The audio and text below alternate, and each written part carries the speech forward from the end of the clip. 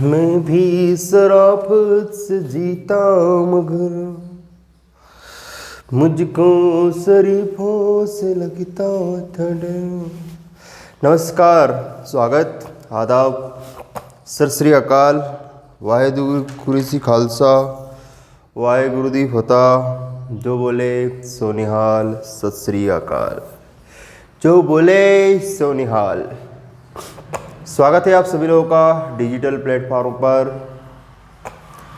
और आज हम लोग बात करेंगे पंचायती राज व्यवस्था भाग 4 के बारे में। तो दोस्तों, उम्मीद करता हूँ कि आपको वीडियो बहुत ही पसंद आएगा। ठीक है, पंचायती राज व्यवस्था भाग 4 में आज हम लोग बात करेंगे स्वतंत्र भारत में पंचायती राज व्यवस्था का विकास। विगत 3 चलचित्र वीडियो में हम पंचायती राज व्यवस्था के इतिहास के बारे में वर्णन कर चुके हैं, जिसमें बताया गया था कि लॉर्ड मेयो, लॉर्ड रिपन और इस प्रकार इन्हीं व्यक्तियों के सहयोग से पंचायती राज व्यवस्था आगे बढ़ी। और जैसे ही ब्रिटिश भारत से पंचायती राज व्यवस्था पतन की ओर जा रही थी, तभी अचानक से हमारा देश क्या होता है, आज़ाद होता है 1947 में।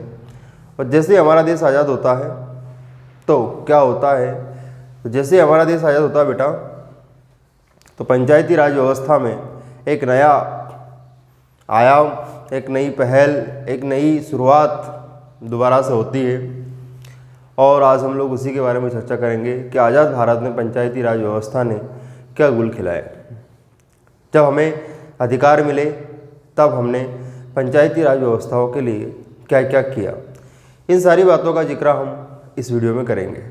तो उम्मीद करता हूँ कि आप लोग पेन कॉपी के साथ बैठे हैं। अगर नहीं बैठे हैं तो आपको उन्हीं लोगों की कसम जिसे आप सबसे ज़्यादा चाहते हैं, माँ बाप को तो आप चाहते हैं, उसके अलावा भी किसी और को अगर आप चाहते हैं तो उनकी आपको कसम है। और अब ये वीडियो शूट हो रहा है मॉर्निंग में, और सूर्य की जो आभाएँ खिड़की से मेरे तक पहुँच रही है, और वो एक संकेत दे रही है कि उठो जागो और तब तक प्रयास करते रहो जब तक कि आप लक्ष्य को प्राप्त नहीं कर लेते। संघर्ष ही आदमी को महान बनाता है। संघर्ष तो भगवान राजा राम के जीवन में भी था, कृष्ण के जीवन में भी संघर्ष था, और इन संघर्ष के साथ ही सभी लोग महान बनते हैं। तो as enjoy struggle in your life, don't for away struggle. तो दोस्तों, उम्मीद के साथ हम लोग वीडियो को स्टार्ट करते हैं बिना समय गंवाए। ठीक है, देखिए क्या होता है। बात करते हैं पंचायती राज। बात करते हैं पंचायती राज। पंचायती राज वो भी स्वतंत्र भारत में। तो जैसा मैं यहाँ हेडिंग लिखा हूँ, उम्मीद करता हूँ कि आप लोगों ने हेडिंग लिख ली होगी।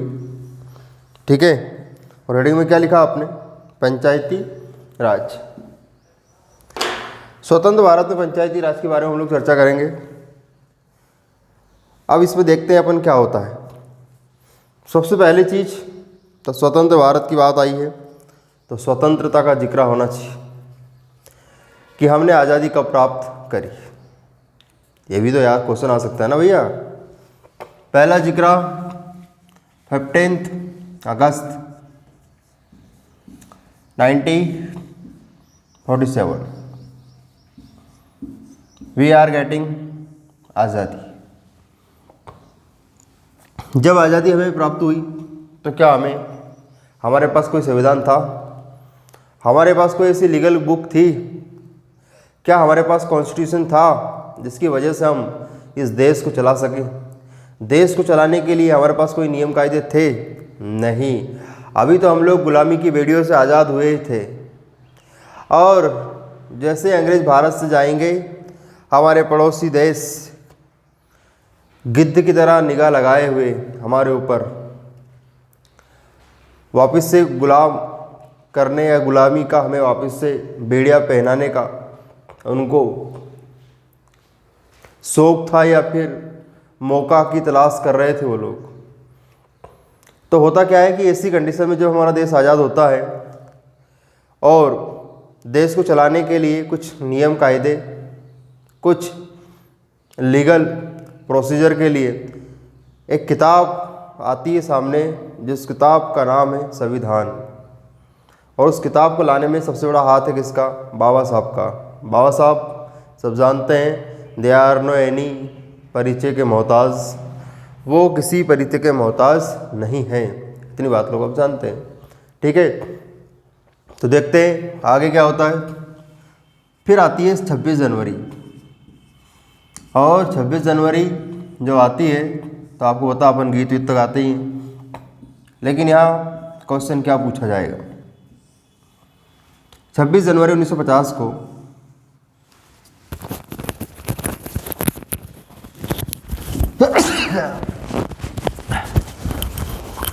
26 जनवरी 1950 को हमारा संविधान क्या होता है? लागू होता है। कब होता है? 26 जनवरी 1950 को हो गया लागू। बोलो हाँ। 15 अगस्त को क्या हुआ? आज़ादी मिली। 26 को क्या हुआ?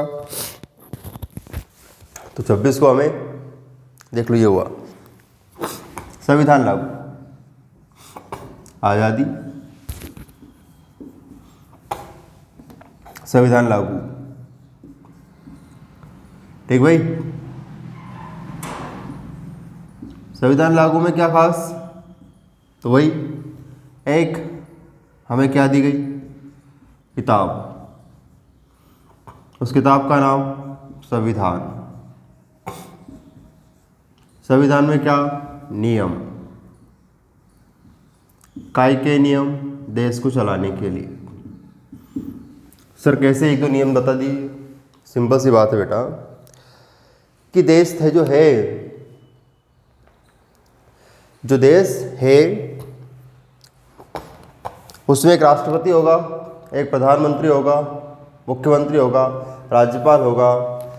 समझ में आया बेटा? तो ऐसा एक प्रोग्राम बनाया, ऐसा एक क्या बनाया? प्रोग्राम, जिसमें सारी बातें लिख दी कि भैया एक सुव्यवस्थित तरीके से देश को चलाने के लिए किन किन चीज़ों की ज़रूरत पड़ेगी। उम्मीद करता हूँ कि इतनी बात आपको समझ में आ गई होगी। संविधान भी लागू हो गया, किताब भी बन गई। किताब में देश को चलाने के लिए क्या लिखे गए? नियम लिखे गए।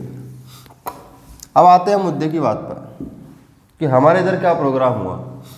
तो देखते हैं, पंचायती राज व्यवस्था,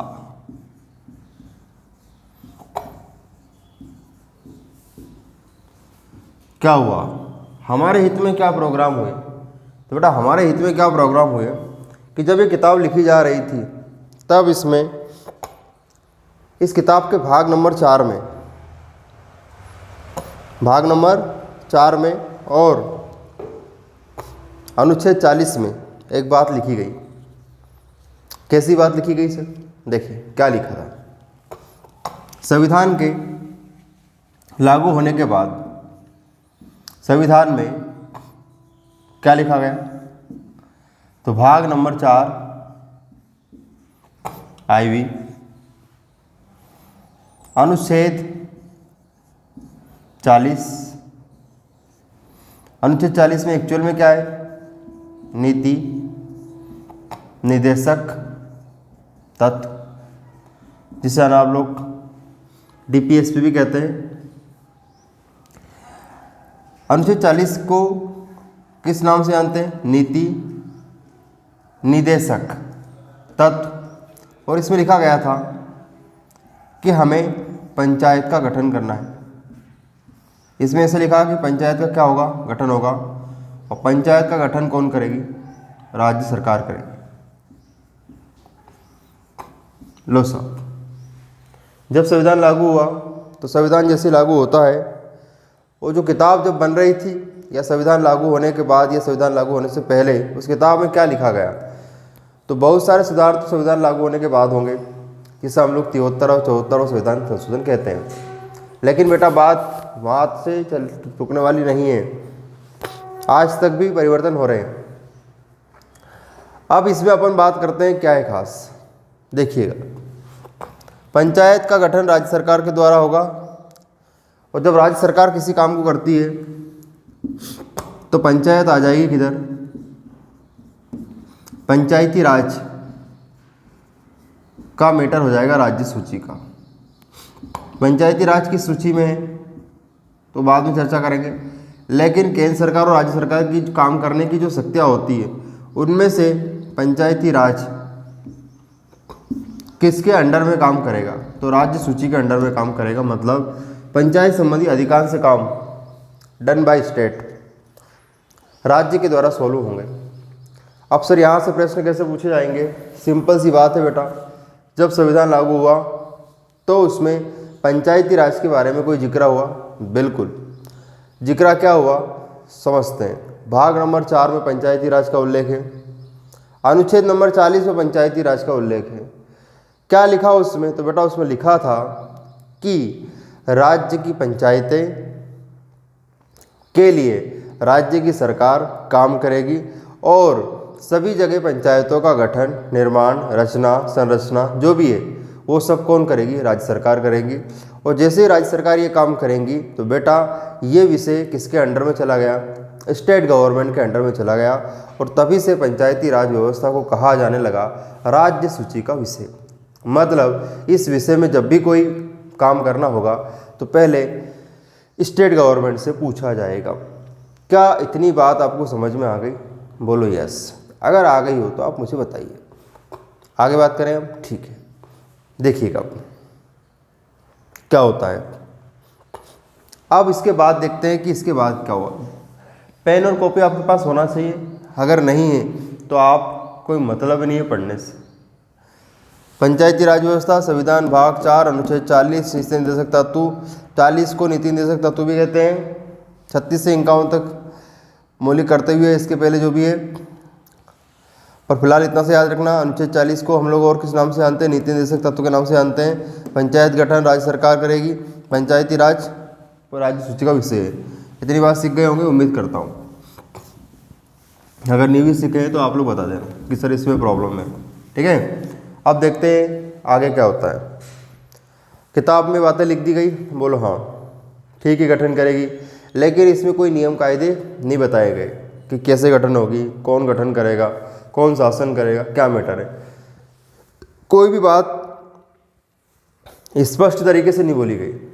अच्छा तो फिर कैसे बोली गई? तो बेटा पंचायती राज की कह दी, लेकिन पंचायती राज पे कोई काम नहीं हुआ। अब क्या होता है, बोल के हट गए, सरकार ने ध्यान ही नहीं दिया।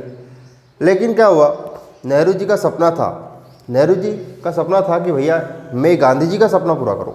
लो साहब, नेहरू जी का सपना था कि मैं गांधी जी का सपना पूरा करूंगा। अब गांधी जी का सपना क्या था? चॉकलेट खाने का था, गुलाब जामुन खाने का था? नहीं बेटा, उनका अपना एक अलग ही सपना था कि उन्होंने बोला था कि देखो असली भारत तो गाँवों में बसता है। कहाँ बसता है? गाँवों में। तो बोलो क्या करना पड़ेगा? अरे तो बेटा कुछ नहीं करना है कि गाँव के विकास से ही देश का विकास होगा। नेहरू जी से बोला कि देख बेटा इधर आ, गाँव के विकास से क्या होगा? देश का विकास होगा। नेहरू जी नहा के नहीं आए थे, कान में मैल था, सुनाई नहीं दिया। फिर डबल से बोला किसने? गांधी जी ने कि देख बेटा सुन ले, गाँव का विकास से ही क्या होगा? देश का विकास होगा। बोले ठीक ठीक है, अब तुम्हारी बात मान ली जाएगी। अब 1948 में गांधी जी का तो देहांत हो गया, वो तो निकल लिए, है ना। कट लिए कौन? महात्मा गांधी। अब बचा कौन? नेहरू जी बचे, ठीक है। तो पंचायती राज व्यवस्था उनको याद आया कि यार जब संविधान लागू हुआ था तो उसमें अपने लिखा था कि प्रत्येक स्टेट क्या करेगा? पंचायती राज का गठन करेगा, लेकिन किसी भी स्टेट ने नहीं करा। तो भैया गाँव में पंचायत तो होना चाहिए। अब पंचायत होना चाहिए तो क्या एकदम से पंचायत बना दे? नहीं, कुछ छोटे छोटे क्या हुए? प्रयोग हुए। अब वो छोटे छोटे जो प्रयोग हुए हैं उनके बारे में हम चर्चा करते हैं कि ग्रामीण क्षेत्र में पंचायत बनने से पहले क्या छोटे छोटे प्रयोग हुए, उनके बारे में अपन चर्चा कर लेते हैं। अब वो छोटे छोटे प्रयोग ही परीक्षा में पूछ लिए जाते हैं। तो सबसे पहले प्रयोग का नाम देखिए आप लोग, CDP लेकर आए। क्या लेकर आए? CDP। CDP का C, D और P, इसको बोलेंगे community, unity. D development, development. P program. ठीक भाई, शुद्ध हिंदी में देख लेते हैं। सामुदायिक और शुद्ध हिंदी में देख लेते हैं विकास, और शुद्ध हिंदी में देख लेते हैं कार्यक्रम। 3 नाम, एक कार्यक्रम, नाम 3। CDP बोले तो कम्युनिटी डेवलपमेंट प्रोग्राम, कम्युनिटी बोले तो समुदाय, डेवलपमेंट बोले तो विकास, प्रोग्राम बोले तो कार्यक्रम। अभी वो कार्यक्रम नहीं है जो आप लोग करते हो, है उससे ऊपर वहाँ तो कुछ अलग काम होंगे, वहाँ थोड़ी ना आपको बेसन चक्की वगैरह मिलेगी, गुलाब जामुन वगैरह मिलेगी। अब ये क्या था, समुदाय के लोगों के द्वारा समुदाय के लिए चलाया गया कार्यक्रम था। समुदाय के लोग ही इसमें हिस्सा लेते थे। मतलब भैया होता क्या था कि 8-10 लोगों का एक संगठन बनाया कि देखो तुम्हें मैंने ये काम दिया है कि भैया सारा टेंट तुम ही लगवाओगे गाँव में, कोई और नहीं लगवाएगा। मतलब समुदाय के लोग समुदाय के लिए कार्य करेंगे, समाज के लिए काम करेंगे, ठीक। उसमें कोई दूसरा अन्य व्यक्ति शामिल नहीं होगा, वहाँ जो लोकल के लोग थे वही लोग शामिल होंगे। तो समुदाय के लोग हो गए, काम किसके लिए कर रहे हैं, समुदाय के लिए कर रहे हैं, ठीक है। अब ये लोग क्या करते थे, इन लोगों का उद्देश्य क्या था, तो ये लोग क्या करते थे बेटा, किसानों की हेल्प करते थे, इनको अच्छे अच्छे बीज प्रदान करना, इनको उन्नत किस्म के बीज प्रदान करना, इनको सस्ते बीज प्रदान करना, इनको आधुनिक तकनीक से जोड़ना। हमारे किसान भाई आज तो बहुत हाईटेक है ना, ड्रोन से दवा छिड़कते हैं, आपको पता है।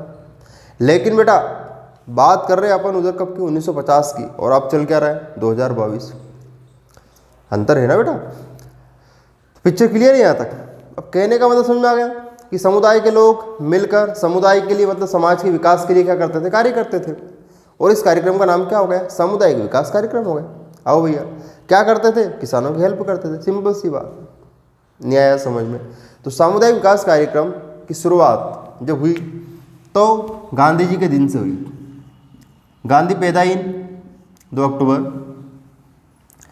2 अक्टूबर को तो पैदा हुए थे, लेकिन कार्यक्रम कब से स्टार्ट हुआ, 1952 से। सामुदायिक विकास कार्यक्रम कब से स्टार्ट होता है बेटा, 2 अक्टूबर 1952 से सामुदायिक विकास कार्यक्रम स्टार्ट होता है। इतनी बात समझ में आ गई, ठीक है।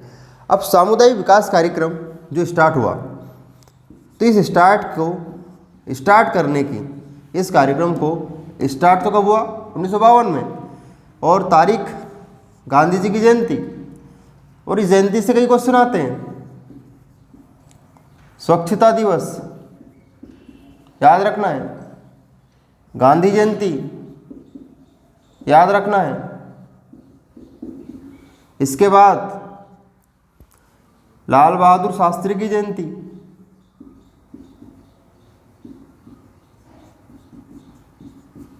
अहिंसा दिवस। तो बेटा 2 अक्टूबर कम नहीं है, याद रखना अपने को, इतने सारे दिवस मनाए जाते हैं।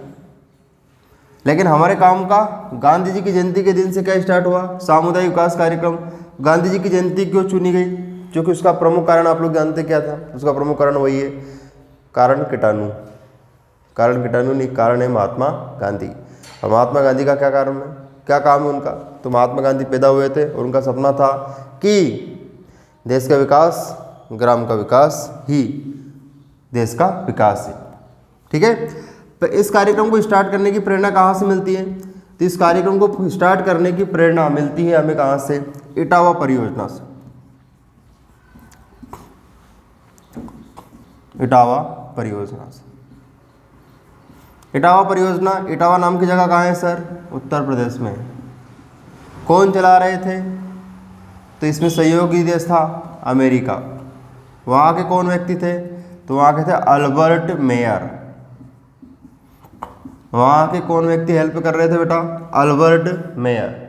अल्बर्ट मेयर अमेरिका के थे, उत्तर प्रदेश के इटावा में सामुदायिक विकास कार्यक्रम जैसा ही एक कार्यक्रम चला रहे थे। तो भारत के लोगों को, भारत के नेताओं को क्या लगा कि जब अमेरिका के लोग आकर यहाँ इस तरह की परियोजना चला रहे, तो क्या हमने चूड़ियाँ पहन रखी, क्या हमने चुन्नी सूट पहन रखे, नहीं, हम भी तो कर सकते हैं ना कुछ करतब। धमाल। समझ में आया कि नहीं आया, कुछ समझ गए कि नहीं समझे, समझ गए होंगे। तो Albert Mayer this program doing in Etawah परियोजना उत्तर प्रदेश से हमें क्या मिली, इस कार्य को करने की क्या मिली भैया, प्रेरणा मिली। तो उम्मीद करता हूँ कि आपको सामुदायिक विकास कार्यक्रम के बारे में समझ में आ गया होगा कि सामुदायिक विकास कार्यक्रम क्या था, इसके उद्देश्य क्या थे। इसके उद्देश्य थे उन्नत बीज, हाई टेक्नोलॉजी, किसानों की सहायता करना, सस्ते बीज और साथ में उन्नत किस्म के होना चाहिए। Picture clear? ठीक। तो सर सामुदायिक विकास कार्यक्रम सफल रहा फिर कि नहीं रहा? बिल्कुल, आपको बताया जाएगा कि सामुदायिक विकास कार्यक्रम सफल नहीं रहा। क्यों सर, क्यों सफल नहीं रहा? अपन ने तो अमेरिका से प्रेरणा ले ली थी इस बात की, उसके बावजूद भी सफल नहीं रहा। यस, हम क्या करते हैं, किसी भी काम को स्टार्ट करने में बहुत जल्दी करते हैं। पता ही होगा आप कितना जल्दी आप स्टार्ट कर देते हैं काम को, ठीक है। तो कहने का मतलब समझो बेटा कि सामुदायिक विकास कार्यक्रम को स्टार्ट तो कर दिया अपन ने, पर हमारे पास कोई वेल ट्रेंड ऑफिसर नहीं थे, शिक्षित अधिकारी नहीं थे। शिक्षित अधिकारी थे भी तो ट्रेंड नहीं थे, मतलब उनको नो एनी टाइप्स ट्रेनिंग, उनको किसी भी प्रकार का प्रशिक्षण नहीं दिया गया। अब जब बेटा किसी प्रकार का प्रशिक्षण किसी भी व्यक्ति को नहीं दिया जाएगा तो आप ही बताइए इंशाअल्लाह क्या होगा? तो इंशाअल्लाह क्या होगा? वही होगा जो खुदाए मंजूर होगा। अब क्या हुआ कि जब वेल ट्रेंड ऑफिसर नहीं थे तो लोगों ने भी इस कार्यक्रम में रुचि नहीं रखी कि ये जब सारे के सारे बिना पढ़े लिखे लोग, नो ट्रेंड लोग इसमें शामिल हो रहे हैं तो कार्यक्रम कैसे सक्सेस होगा। अब गांव वाले थोड़े से क्या होते, टैलेंटेड तो होते ही, तो उनने भी इस कार्यक्रम में भाग लेने में रुचि नहीं दिखाई। इसके परिणाम क्या हुए? तो इसके परिणाम अंतगतवा ये हुए कि यहाँ कार्यक्रम असफल हो गया। पिक्चर क्लियर है? तो अगर आपसे क्वेश्चन पूछा जाए कि बताइए कौन सा कार्यक्रम असफल हुआ, तो सामुदायिक विकास कार्यक्रम 2 अक्टूबर 1952 असफल हो गया। पिक्चर क्लियर भाई? बोलो हाँ। अब क्या हुआ? तो जब ये कार्यक्रम असफल हो गया, इसमें लोगों ने रुचि नहीं रखी, तो नेहरू जी टेंशन में हो गए। तो नेहरू जी ने क्या हुआ, इस कार्यक्रम का और प्रचार प्रसार करवाया। और क्या करवाया? प्रचार प्रसार। असफल तो हो ही गया था, तो इन्हें थोड़ा सोचा कि यार प्रचार प्रसार करवाएं, लोगों में जागरूकता लाएं कि भैया ये कार्यक्रम आप ही के हित में है। तो 2 अक्टूबर 1953 2 अक्टूबर 1953 में राष्ट्रीय प्रसार सेवा, राष्ट्रीय प्रसार सेवा एक नाम का, राष्ट्रीय प्रसार सेवा नाम का एक कार्यक्रम चलाया। और इस कार्यक्रम का उद्देश्य था, इस कार्यक्रम का उद्देश्य था प्रसार करना। सब प्रसार मतलब समझ में नहीं आया? लो अब पड़ जाएगी सूझ। प्रचार करना, ठीक है। तो उद्देश्य प्रसार प्रचार करना। सर किस चीज़ का प्रचार प्रसार करना? सामुदायिक विकास कार्यक्रम का क्या करना? प्रचार प्रसार करना। क्यों करना? क्योंकि लोगों में जागरूकता नहीं थी, लोगों को जागरूक बनाने का भरपूर प्रयास किया गया, उसके बावजूद भी ये कार्यक्रम क्या हो गया? असफल हो गया। तो 2 अक्टूबर 1953 को कौन सा कार्यक्रम चला? राष्ट्रीय प्रसार सेवा कार्यक्रम चला। उद्देश्य प्रसार करना या प्रचार करना। काय का? सामुदायिक विकास कार्यक्रम, CDP, कम्युनिटी डेवलपमेंट प्रोग्राम। इतनी बात समझ में आ गई? ठीक है। तो 2 कार्यक्रम हम लोग पढ़ चुके हैं और दोनों ही क्या हो चुके बेटा? असफल हो चुके हैं। तो ये था आपका सामुदायिक विकास कार्यक्रम 2 अक्टूबर 1952, राष्ट्रीय प्रसार सेवा कार्यक्रम 2 अक्टूबर 1953। और दोनों ही कार्यक्रम क्या हुए? दोनों ही कार्यक्रम क्या हो गए थे? फेल हो गए थे। इतनी बात आपको समझ में आ गई क्या? बोलो हाँ। अगर इतनी बात अगर आपको समझ में आ गई हो तो हम लोग आगे बात करेंगे, ठीक भाई? अच्छा, अब होता क्या है, जब ये 2 कार्यक्रम क्या हुए? भरपूर मात्रा में फेल हुए, ठीक है। इनके परिणाम बिल्कुल कुप्पे भर भर के आए, और कुप्पे भर भर के आए और परिणाम में क्या आया? Full failure this program. तो टेंशन में आ गए कौन? नेहरू जी आ गए कि अरे यार अच्छा नहीं हुआ।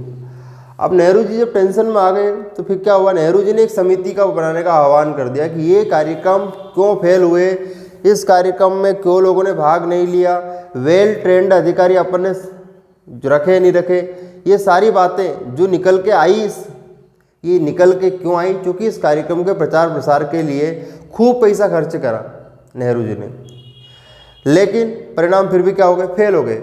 तो अब ये परिणाम जो मैंने आपको बताया कि ये फेल क्यों हुए, ये सारी बातें मैंने नहीं बताई, मेरे अंदर आत्मा घुस गई है। अब किसकी, बलवंत राय मेहता समिति की। अब सर ये नया क्या उठा लाए तुम बलवंत राय मेहता, तो बेटा बलवंत राय मेहता एक समिति थी, उस बलवंत राय मेहता समिति ने खूब रिसर्च करी, किसके ऊपर, सामुदायिक विकास कार्यक्रम के ऊपर, कि भैया क्यों फेल हो गया तू, क्यों नहीं सुनी तूने हमारी है। तो भैया उसने कहा कि देखो एक तो तुम्हारे पास अधिकारी सही साट नहीं थे, है ना, आज भी आपको पता है बहुत सारे अधिकारी तो एक नंबर है, के ऐसा निठल्ला है बेटा, दिन भर कुर्सी बिठा रहे, कहीं मतलब ही नहीं है। तो इनने खूब रिसर्च करी, किनने, बलवंत राय मेहता समिति ने। तो बलवंत राय मेहता समिति की स्थापना होगी, बलवंत राय मेहता समिति अपनी रिपोर्ट पेश करेगी। तो हम लोग अगले वीडियो में बात करेंगे बलवंत राय मेहता समिति ने क्या रिपोर्ट पेश करी। वैसे रिपोर्ट तो मैं बता ही चुका हूँ कि कार्यक्रम असफल होने के कारण ढूंढे थे इनने, ठीक है। तो अगले वीडियो में हम लोग बात करेंगे बलवंत राय मेहता समिति। दोस्तों मिलते हैं अगले वीडियो में।